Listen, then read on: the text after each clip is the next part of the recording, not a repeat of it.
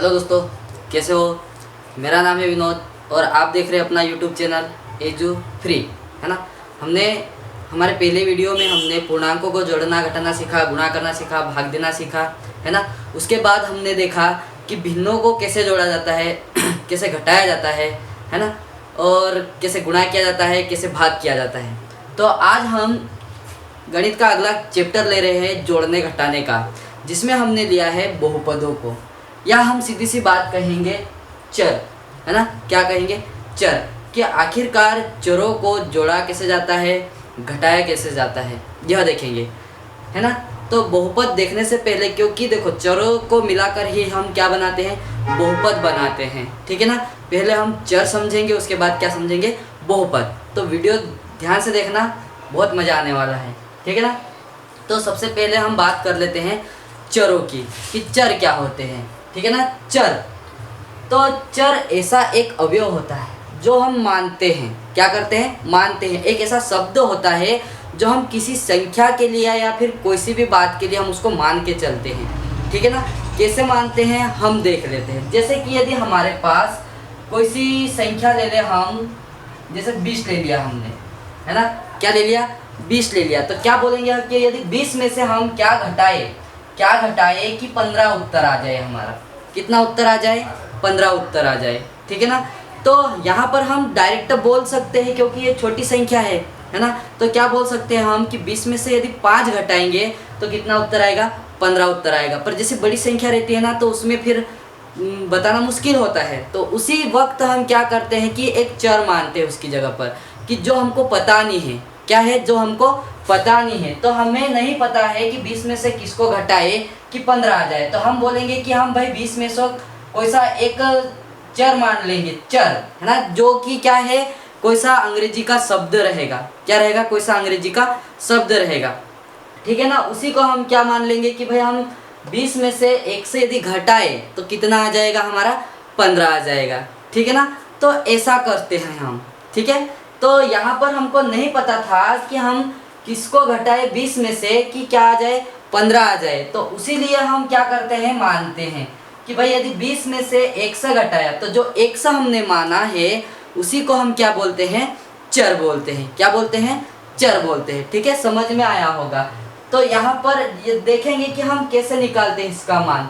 तो यहाँ पर क्या देखेंगे हम कि यदि 20 में से 1 से घटा रहे हैं तो कितना आ रहा है? 15। तो ये 20 का इधर पक्षांतर करेंगे तो ये हो जाएगा 15 माइनस 20, ठीक है ना। और यहाँ क्या बचेगा हमारा? माइनस का x।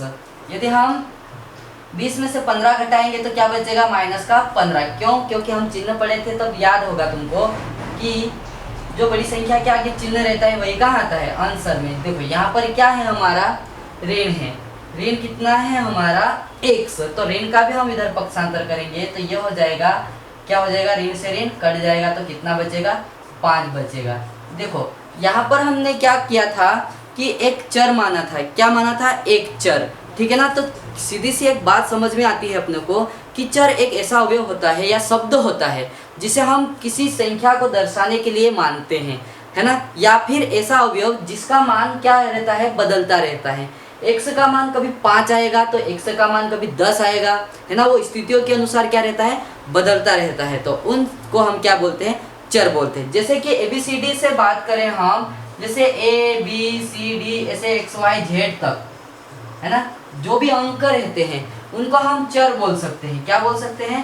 चर, है ना। जब भी हम इनका गणित में प्रयोग करें, कहाँ प्रयोग करें? गणित में प्रयोग करें, तो उस वक्त हम इनको क्या बोलेंगे? चर बोलेंगे। आया समझ में? ठीक है। तो इन्हीं सभी को हम बोलते हैं चर। और अचर की बात कर लेते हैं। ये तो हुए हमारे चर। क्या हुए? चर। यदि अचर की बात करें हम कि अचर क्या होता है, क्योंकि जब भी हम बहुपद बनाएंगे वहां पर चर भी होगा और अचर भी होगा। तो अचर देख लेते हैं। अचर क्या होता है कि अचर मतलब कि वास्तविक संख्या होती है। कौन सी संख्या होती है? वास्तविक संख्या। वास्तविक संख्या जितनी भी होती है उन सभी को हम क्या बोलते हैं? अचर बोलते हैं, ठीक है ना। जितनी भी संख्या चाहे धनात्मक हो, ऋणात्मक हो, दशमलव वाली हो या फिर जो भी हो, तो उन सभी को हम क्या बोलते हैं? चर बोलते हैं, अचर बोलते हैं। क्या बोलते हैं? अचर बोलते हैं, ठीक है ना। तो देखते हैं अपन कि इनको जोड़ा कैसे जाता है और घटाया कैसे जाता है, ठीक है ना। चलो देख लेते हैं। यहाँ पर हम देखेंगे कि यदि x धन 1 हो, x धन x हो, देखो जैसे हमने पहला ही क्वेश्चन लिया है x धन x, तो कितना होगा, ठीक है ना। इससे जोड़ने या घटाने से पहले हम एक बात और जान लेते हैं, वो बहुत महत्वपूर्ण है। यदि वो नहीं जानेंगे हम तो हम जोड़ नहीं पाएंगे और घटा भी नहीं पाएंगे, ठीक है ना। यहाँ पर यदि बात करें, जैसे हमने x लिखा, क्या लिखा, x लिखा, तो इसका जो गुणा में अंक रहता है, जो भी अंक गुणा में हो, जैसे हमने लिखा 2x, देखो x के गुणा में कौन है, 2 है। यदि हमने लिखा 5x, क्या लिखा, 5x, तो यहाँ क्या देखेंगे हम कि x के गुणा में कौन है, 5 है। तो जो भी x के गुणा में होता है उसे बोलते हैं हम गुणांक। क्या बोलते हैं, गुणांक, ठीक है ना। देखो यहाँ पर भी गुणा में है, क्या है, कुछ नहीं, जहाँ गुणा में कुछ भी नहीं रहता वहाँ क्या रहता है, 1 रहता है। तो देखो यहाँ भी गुणांक कितना है, 1 है। यह हम क्यों देख रहे हैं, क्योंकि जब भी हम जोड़ेंगे या घटाएंगे तो गुणांक ही जुड़ते या घटते हैं, चर नहीं जुड़ता, चर नहीं घटता, ठीक है ना। ये बात ध्यान रखना है, चर नहीं जुड़ेगा और नहीं घटता है ना, क्योंकि वो तो कोई संख्या थोड़ी है कि उसको हम घटा दे या जोड़ दे, ठीक है ना। जोड़ना और घटाना किस में होगा, केवल संख्याओं में होगा। जो भी चरों के साथ गुणा में रहेगी संख्या, वही क्या रहेंगे, जुड़ेंगे या घटेंगे, ठीक है ना, उन्हीं का जोड़ना या घटाना होगा। पर अपने को करते कैसे है वो देखना है, ठीक है। जो भी चरों के साथ गुणा में रहता है उसे क्या बोलते हैं, हम उसका गुणांक बोलते हैं, ठीक है ना। और एक थोड़ी सी और बात ध्यान दे देते हैं कि जो भी देखो उसकी घात रहती है, चर की जो भी घात रहती है उसे हम बोलते हैं घात, चर की घात, क्या बोलते हैं, चर की घात बोलते हैं। जैसे ऐसे तिरछा लिखा रहता है ना, जो भी उसे घात बोलते हैं, देखा होगा यार सबने, ठीक है ना। तो देखते हैं अपन जोड़ते कैसे हैं और घटाते कैसे हैं, ठीक है, ये समझ में आ होगा तुमको। चलो देख लेते हैं। जैसे हमने पहला ही सवाल लिखा है x धन x, तो कितना होगा, तो इसके सामने जो भी गुणांक रहते हैं ना वह जुड़ते या घटते हैं, ठीक है ना, ध्यान रखना है। तो यहाँ पर इसके सामने गुणांक कितना है, 1, और ये वाले x के सामने भी गुणांक कितना है, x, तो क्या हो जाएगा, ये 2x हो जाएगा। कितना हो जाएगा, 2x हो जाएगा, ठीक है ना। ये तो सरल सी बात है, समझ में आया होगा। पर अब आगे देखते हैं कि अगला सवाल हमारे पास क्या है, x की घात 2 धन x, देखो x की घात 2 धन x है। अब बताओ, अब इसमें हम यदि पहले वाले के अनुसार यदि करना चाहे तो इसमें नहीं कर सकते हैं। देखो यहाँ पर हम देख रहे हैं कि इसके गुणा में कुछ नहीं है, 1 है, इसके गुणा में कुछ नहीं है, 1 है ना। तो यदि जब अपने को करते नहीं आता है तो अपन क्या लिख देंगे कि भैया कितना हो जाएगा, 2x। देखो कर ही नहीं सकती इसको, है ना। थोड़ा देख लेते अपन क्यों नहीं कर सकते हैं, ठीक है ना। जोड़ने या घटाने का कुछ नियम होता है, चरों को जोड़ने या घटाने के कुछ नियम होते हैं, वही अपन नियम देखेंगे। क्या देखते हैं, जैसे कि पहला जो नियम है, सबसे पहली बात रहती है कि चर कैसे होने चाहिए, समान होने चाहिए। चर कैसे होने चाहिए, समान होने चाहिए। फिर दूसरी बात, उनकी घातें, जो चर रहेंगे उनकी घातें भी क्या होनी चाहिए, समान होनी चाहिए। घातें भी समान हो, चर समान हो, पहली बात तो। और दूसरी बात क्या है कि घातें भी समान हो, ठीक है ना। चरों को जोड़ने या घटाने के लिए क्या नियम देखते हैं अपन, कि चर भी समान हो और घातें भी समान हो, तब उनके गुणांक क्या होते हैं, जुड़ते या घटते हैं। देखो गुणांक जुड़ते या घटते हैं, गुणांक हमने बात की है, गुणांक है ना, गुणांक जुड़ते या फिर घटते हैं। ये जोड़ने घटाने में बात कर रहे हैं हम, ये बात ध्यान रखना। गुणांक जुड़ते या घटते हैं कब, जब चर समान हो और क्या हो, दूसरी कंडीशन हमारी घातें समान हो। यदि इन दोनों में से चर या घात समान नहीं है तो उसे हम हल नहीं कर सकते। जैसे कि हमने दूसरा सवाल लिया है, x की घात 2 धन x, है ना। अब देखो यहाँ पर चर तो समान है, क्या है, चर समान है, पर घातें समान नहीं है, इसलिए इसको इससे ज़्यादा सरल हम नहीं कर सकते, ठीक है ना। चलो देखते हैं थोड़ा सा और दूसरा सवाल ले लेते हैं। जैसे यदि हम ले ले x धन y, क्या ले ले, x धन y, तो यहाँ क्या है, देखो यहाँ घातें समान है। देखो घात यहाँ पर इनकी घात कुछ नहीं रहती, जहाँ पर कुछ भी घात नहीं रहती है वहाँ पर क्या रहती है, एक घात रहती है, ठीक है ना। तो यहाँ पर क्या देखें हम, यहाँ घातें तो समान हैं पर चर समान नहीं है। तो क्या हमारी दो कंडीशन में से यदि एक गलत हो गई, एक कोई सी भी यदि गलत हो गई, तो ना तो हम उसको जोड़ सकते हैं और ना ही घटा सकते हैं। ठीक है, आया समझ में? तो अपने को क्या ध्यान रखना है, चरों को जोड़ने या घटाने के लिए हमको क्या ध्यान रखना है कि एक तो चर समान होना चाहिए और दूसरा घात समान होनी चाहिए, तब उसके गुणांक जुड़ेंगे या घटेंगे। आया समझ में ना? वो तो चिन्हों के अनुसार जोड़ते या घटते हैं। ठीक है, आया समझ में? तो देखते हैं अपन, देखो ये तो होगा ही, इससे ज़्यादा सरल इससे हम नहीं कर सकते हैं। जैसे यदि दूसरी बात करें हम, दूसरा यदि कोई सा चर ले ले, जैसे दूसरा कोई सा हम एक और सवाल ले ले, हम बोलेंगे 2x की घात 2 धन 3x की घात 2 धन 4x की घात 2। देखो अब कितना होगा यहाँ पर। अब हमें क्या दिख रहा है कि यहाँ पर चर समान है। चर कैसे हैं? समान है, और उनकी घातें भी कैसी है? समान है। तो उनके गुणांक जुड़ जाएंगे, क्योंकि सभी के आगे क्या है? धन चिन्ह है। तो कैसे जुड़ते हैं? देखो 2 और 3 कितना होता है? 5, 5 और 4 9। ठीक है ना? ये गुणांक जुड़ेंगे या घटेंगे? फिर x वर्ग वैसा की वैसा लिखेंगे। यही होता है जोड़ना। ठीक है ना? यदि घटाने की बात करें तो घटाने में भी ऐसे ही लिख सकते हैं अपन, जैसे कि 10x ऋण 4x। देखो कितना आएगा। अब यहाँ पर घात भी समान है और चर भी समान है। चर कौन सा है? हमारे पास x है, और घात कितनी है? यहाँ पर 1 है। ठीक है ना? तो चर भी समान है, घात भी समान है, तो उसके गुणांक जुड़ेंगे या घटेंगे। किसके अनुसार जुड़ते या घटते हैं? चिन्हों के अनुसार। ये चिन्ह हमने पढ़े हैं पहले। तो यहाँ पर इसका 10 के आगे धन चिन्ह है और 4 के आगे ऋण चिन्ह है, तो घट जाएगा। 10 में से 4 घटा तो कितना बचा?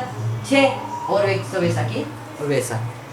ठीक है ना? तो यही होता है जोड़ना और घटाना। आया होगा समझ में?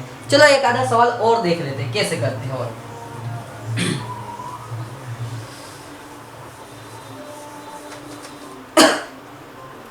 जैसे हम ले लें कोई सही संख्या ले ले, x की घात 2 धन 2x धन 3x की घात 2 ऋण x, है ना? और ऋण कुछ ले ले हम x की घात 2। अब देखो यहाँ पर ऐसा कोई सा यदि हमारे पास सवाल आ जाए, क्या आ जाए? सवाल आ जाए, तो कैसे करते हैं अपन? तो यहाँ हमको तो यही देखना है कि समान घातें किसमें है। देखो तो यहाँ पर हमें दिख रहा है कि एक ये है ना? दूसरा ये है, तीसरा ये है। ठीक है ना? जोड़ना और घटाना हो रहा है। तो देखो इसके आगे धन चिन्ह है, इसके आगे धन चिन्ह है, तो ये तो जुड़ जाएंगे, धन हो जाएंगे ना। पर इसके आगे ऋण है, तो ये क्या होगा? घटेगा।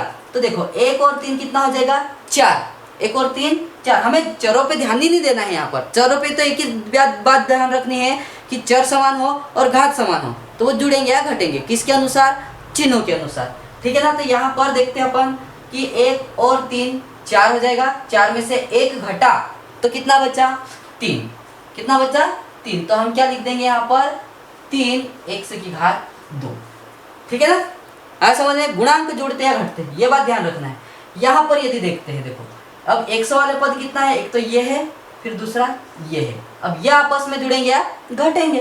देख लेते हैं अपन कि 2 में से 1 घटा। देखो इसके आगे कुछ नहीं, मतलब 2 में से 1 घटा तो कितना बचेगा? x। क्या बचेगा? x। देखो और चिन्ह कौन सा लगेगा यहाँ पर? चिन्ह जरा ध्यान देना। जो भी बड़ी संख्या के आगे चिन्ह रहता है वही हम उत्तर में लगाते हैं, हमको पता है। तो बड़ी संख्या के आगे कौन सा चिन्ह है? धन का। तो हम लिखेंगे धन x। मतलब कि जब हमने इसको सरल किया, हमने क्या किया? सरल किया, इससे ज्यादा हल किया, तो क्या है? हमारे ये उत्तर आ गया। ठीक है ना?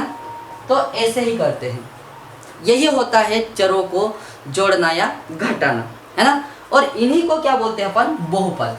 ठीक है, सीधी सी बात, यदि बहुपद की बात करें ना तो बहुत सारे पद होते हैं। कितने सारे पद होते हैं? बहुत सारे पद, 2 या 2 से अधिक पद, है ना? उसको हम क्या बोलते हैं? बहुपद बोलते हैं। वहां पर चर होना चाहिए, अचर होना चाहिए, एक चर या फिर एक अचर, है ना? तो ऐसी स्थिति को हम क्या बोलते हैं? बहुपद, या फिर ऐसे व्यंजक को। जैसे हमने लिखा x धन 1, तो ये क्या है? एक बहुपद है। देखो यहाँ पर चर है, चर क्या है? 1 है, इसके धन में है, और एक जो चर है यहाँ अचर है। देखो एक चर हमारा x अचर के साथ धन में है, और एक अचर जो है हमारा इसके साथ कहाँ है? गुणा में है। ठीक है ना? तो बहुपद की एक सीधी सी परिभाषा होती है कि ऐसा व्यंजक, है ना, ऐसा व्यंजक जहाँ पर अचर हो, चर हो, है ना, उनके बीच में गुणा हो रहा हो या फिर जोड़ना घटाना हो रहा हो, तो उस व्यंजक को हम क्या बोलते हैं? बहुपद बोलते हैं। क्या बोलते हैं? बहुपद। यदि हम बात करें x, देखो x की बात करें तो इसके गुणा में क्या है? 1 है, इसलिए यह भी क्या कहलाएगा? हमारा बहुपद कहलाएगा। क्या कहलाएगा? बहुपद कहलाएगा। ठीक है ना? आया समझ में कि नहीं आया? यदि सिंपल सा x भी लिखा हमने तो वो भी क्या रहेगा? एक बहुपद कहलाएगा। ठीक है, क्योंकि इसके देखो यदि हम बोले कि x के धन में तो कोई संख्या नहीं है तो कौन सी रहेगी? 0 तो होगी ना धन में, और गुणा में 1 भी होगा। तो हमने क्या परिभाषा पढ़ी कि ऐसे व्यंजक जिनमें चर हो, अचर हो, है ना, उनके बीच में जोड़ना हो रहा हो, घटाना हो रहा हो या फिर गुणा हो रहा हो, तो उनको हम क्या बोलते हैं? बहुपद बोलते हैं। ये सिंपल परिभाषा है, इससे सिंपल नहीं बना सकते अपन यदि बनाना चाहे तो। ठीक है, तो आया होगा बहुपद समझ में। अब देख लेते हैं बहुपदों को ही जोड़ना। देखो जैसे क्या लिखा है हमारे पास कि x वर्ग धन 2x धन 1 में हमें क्या जोड़ना है? x धन 2 को। तो कैसा जोड़ते हैं? देखो x की घात 2 धन 2x धन 1। अब जोड़ना है, अब जोड़ना है तो धन करना पड़ेगा। इसमें क्या करना पड़ेगा? जैसे दूसरा क्या है हमारे पास बहुपद? x धन 2 है, तो x धन 2। तो अब यहाँ पर हम क्या देखेंगे? यहाँ पर क्या देखेंगे हम कि किस चर की घात समान है और किस चर की घात असमान है। जिन जिन चरों की घात समान होती है और जो जो चर समान होते हैं उनके गुणांक जुड़ जाएंगे या फिर घट जाएंगे। ठीक है, देखते हैं। जैसे यहाँ x की घात 2 ली हमने, तो x की घात 2 हमारे पूरे बहुपद में कहीं भी नहीं दिख रही, इसलिए वो वैसे की वैसे। देखो अब ये पद यहाँ दिख रहा है x वाला और एक पद यहाँ दिख रहा है, दोनों धन में है तो ये जुड़ जाएंगे। क्या होंगे? जुड़ जाएंगे। हमको पता है कौन जुड़ता है? गुणांक। तो यहाँ पर गुणांक क्या है? 1 और यहाँ पर गुणांक क्या है? 2। तो 2 और 1 कितने हो जाएंगे? 3। दोनों धन के हैं इसलिए हमारा आंसर भी धन में ही आएगा। तो क्या हो जाएगा? ये 3x। ठीक है, आज समझ में। फिर अचर देखते हैं अपन, इसके साथ कोई सा भी चर नहीं है। चर है क्या? नहीं। तो ये आसानी से जुड़ जाएंगे। संख्या है जिसे बोलते हैं अपन अचर, है ना। 1 और 2 जुड़ेंगे तो कितने हो जाएंगे? धन 3 हो जाएंगे। ठीक है ना। तो यही होता है हमारा जोड़ना। क्या होता है? जोड़ना। इसी तरह से हम बहुपदों को भी जोड़ते हैं। यही तो बहुपद है। बहुपदों को तो जोड़ के देख रहे हैं अपन। ठीक है, तो आया होगा समझ में। चलो अगला देख लेते हैं अपन। जैसे कि हमारे पास यदि घटाने को बोल दे, क्या करने को बोल दे? घटाने को। जैसे हमने अगला सवाल लिखा है 5x की घात 2 धन 3x धन 6 में से हमको घटाना क्या है? x की घात 2 धन x घटाना है। जब भी घटाने की बात आए ना तो इसको हम कोष्टक में लिखते हैं। कैसा लिखते हैं? कोष्टक में। ऋण चिन्ह जब भी हम किसी बहुपद के सामने लगा रहे हैं या फिर किसी संख्या के सामने लगाते हैं ना, तो उसे हम लिखते हैं कोष्टक में। तो क्या लिखते हैं? जैसे ये बात हुई हमारी x की घात 2, है ना, धन x। ये क्या करना है? हमको घटाना है। तो कैसे घटाएंगे देख लेते हैं अपन। देखो यहाँ पर जब भी ये चिन्ह, देखो चिन्ह यदि कोष्टक के सामने लगा हो, कोष्टक में 2 संख्या हो, तो अंदर वाला चिन्ह बदल जाता है। ये क्यों बदलता है? हम जब गुणा सीखेंगे बहुपदों का तब मैं अच्छे से बताऊंगा कि आखिरकार ये चिन्ह बदलता क्यों है। ठीक है ना। तो देखते हैं अपन क्या होता है कि 5x की घात 2 धन 3x धन 6, और ये क्या हो जाएगा? ऋण x की घात 2, और ये हो जाएगा ऋण 1। सीधी सी बात है यार, इन दोनों को क्या कर रहे हैं अपन? घटा रहे हैं, तो चिन्ह बदल गए, है ना। अपन आगे और देखेंगे। ठीक है, तो आगे देख लेते हैं। अब कौन से पद हल होंगे? यहाँ पर हमने क्या बात की थी कि चर समान हो और घाते भी समान हो, तब उनके गुणांक जुड़ते या घटते हैं चिन्हों के अनुसार। ठीक है, देख लेते हैं। जैसे चर कौन सा समान है? एक तो ये x वाला, देखो एक पद ये समान है, दूसरा ये पद समान है, उनके गुणांक जुड़ेंगे या घटेंगे? देखो यहाँ पर 5 गुणांक है, यहाँ पर कितना है? 1 है। 5 में से 1 घटा तो कितना बचा? 4, और x की घात 2 वैसा की वैसा। ठीक है, आया समझ में। फिर एक घात वाले देख लेते हैं। जैसे ये है एक पद और दूसरा पद हमारा ये है, ये भी देख लेते हैं अपन। देखो यहाँ इसका गुणांक 3 है, इसका गुणांक कितना है? 1 है। 3 में से 1 घटा तो कितना बचा? 2। कितना बचा? 2। देखो बड़ी संख्या के आगे जो चिन्ह है वो हम कहाँ लिखते हैं? उत्तर में। तो ये हो जाएगा 2x। ठीक है, आया समझ में। फिर क्या बचा हमारे पास? 6, तो ये भी धन का 6। आया होगा समझ में, है ना। तो चरों को जोड़ते कैसे हुए, घटाते कैसे है, ये तो अच्छे से समझ में आया होगा। यदि कुछ भी दिक्कत हो इसमें, है ना,